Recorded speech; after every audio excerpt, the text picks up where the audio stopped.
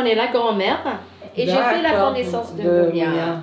D'un moment de... Ouais. Après, un jour, elle m'a appelé, elle m'a dit la nounou qui garde mon fils, elle ne peut pas aujourd'hui. Est-ce que tu veux? J'ai dit oui, pas de souci, elle me l'a ramené. C'est là la première fois que je l'ai vu avec un survêtement bleu. Elle avait quel âge? Il avait 7 ans et avec ses cheveux tout mignons, il me regarde. Il n'était pas content que sa maman le laisse. Ouais, bien sûr. Il a accepté de rester parce qu'il a trouvé la plaie, il a trouvé les garçons. Et c'est comme ça qu'on s'est connus. Et ben chaque week-end, elle me le ramène. J'ai vu en lui qu'il a adapté tout de suite notre mode de vie. Tu vois, c'est le troisième garçon de la famille. Ouais, c'est le troisième et tout. Après, avec le temps, sa maman elle a changé de travail.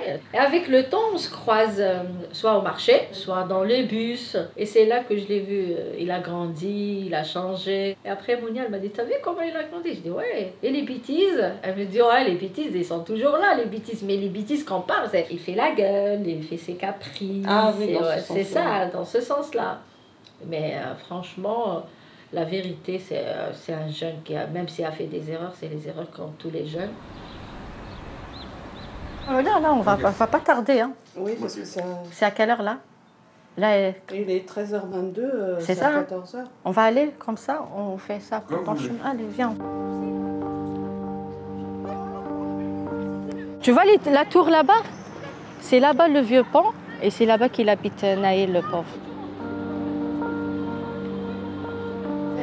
C'est un garçon qui a partagé nos vies, il nous a partagé nos week-ends en famille, il a dormi chez moi. Franchement, on a partagé beaucoup de choses. Voilà, il m'a déchiré. Ah là, j'ai le cœur qui est déchiré en deux, je te cache pas.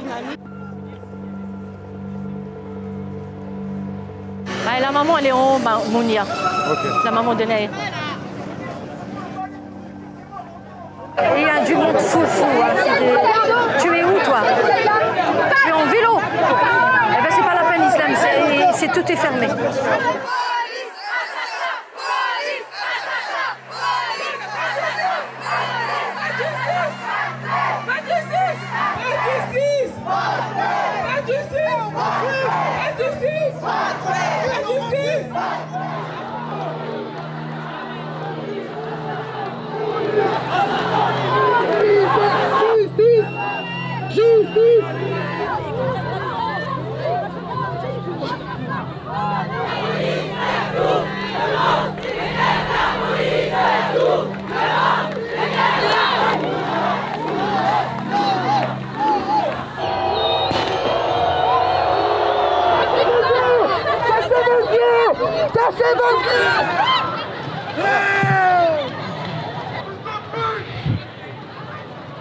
Comment vas-tu? Ça va être de faire. C'est malheureux, c'est dommage. C'est bon, on est loin là. Non mais tranquille, là le temps qu'ils avancent. Ce soir ça va être pareil que hier, avant-hier. C'est des cons, Là, ce qu'ils veulent, c'est nous décrédibiliser au travers des médias. Là. Que nous, on a foutu la merde et du coup, ils ont dû faire ça. C'est ça qu'ils vont dire. Après, au niveau de la préfecture, on les voyait à la fenêtre. On les voyait à la fenêtre, du coup, il y en a plein qui ont commencé à les insulter, etc. Et après, on est arrivé à l'endroit où les flics pouvaient sortir. Et ça, ils ont commencé à gazer. Et ça a dispersé tout le monde alors que c'était la fin, quoi. On avait fini. Hein. Pas... Même si je suis arrivé après, la banderole et tout, c'était trop organisé, c'était bien. Mais c'est dommage que ça se finisse comme ça. Il y avait tout le monde, il y avait des familles, des vieilles dames, et des bébés dans des poussettes et tout. C'est pas bien, c'est pas bien. Là, quand ça a commencé à gazer, j'ai cru que ma mère elle allait tomber.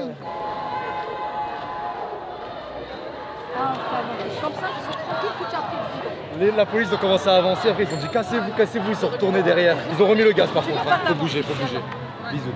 Allez, salut. Allez, tu vas de ce côté. Allez, salut. Je t'aime. C'est une marche, c'est la première marche qui a tant de monde. Ah oui, il y avait du monde. Parce que c'est sur plusieurs personnes, sur plusieurs décès.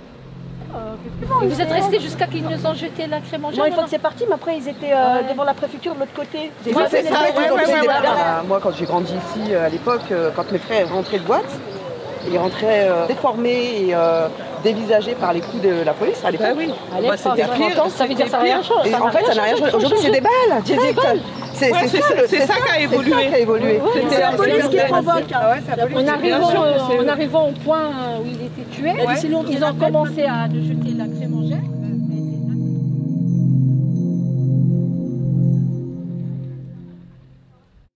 Après la marche, et ben, le soir, vers minuit 30, et ben, ça a déclenché ici, dans le quartier. En voyant ça, et ben, j'ai bobiné mes souvenirs en pensant en Algérie, les destinés noirs, là. Les 10 ans avec les terroristes, c'était presque... Ben, j'étais choquée. Hein. Je paniquais. J'ai commencé à pleurer. Parce que j'ai pas supporté. Hein. Les jeunes, ils étaient avec les feux d'artifice, mais les policiers, ils étaient avec leurs armes et tout ça. Hein. Il y avait un accrochage. Hein. À minuit 30, ils ont arrêté jusqu'à 2h du matin, en finissant par brûler la poste. Et moi, j'en peux plus, la vérité. Même pour mes garçons, j'ai peur. Ça va, t'es pas trop anxieux là en y allant? Non, ça va aller. Je sais pas comment ça se passait en fait. Parce que j'ai jamais vraiment assisté à un enterrement comme ça. On habitait là-bas derrière. Ouais. Et c'est là-bas qu'il venait chez nous quand il était petit. Ouais, il devait avoir dans les 8-9 ans. Et il venait le week-end et il passait le week-end chez nous. Et toi, t'avais quel âge? Moi, je devais avoir dans les 14-15 ans, je pense. Ouais. Bon, on jouait à FIFA avec lui, on jouait à la Play, il mangeait avec nous, tout ça. On regardait la télévision avec lui. C'était un peu comme notre cousin. Ouais. J'ai une sœur très sensible. Elle m'a dit, Mounia, elle me fait de la peine. Juste quand tu sais comment ils sont, tu te dis que même toi, ça peut t'arriver. À tout moment, je peux me faire contrôler aussi. Par exemple, avec mon ancienne voiture, c'était une Clio 2, je me faisais contrôler pratiquement à chaque fois. Alors que je faisais rien, je sortais juste de chez moi. Presque 14h. Non, mais exactement. Regarde les vols. 55.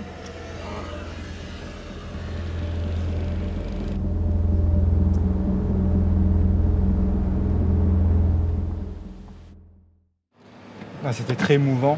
J'ai vu tout le monde qui avait là, qui était venu pour lui, ça faisait plaisir. C'était c'était un adieu, quoi. C'était la dernière fois qu'on le voit. Donc c'est comme si on lui disait tous au revoir.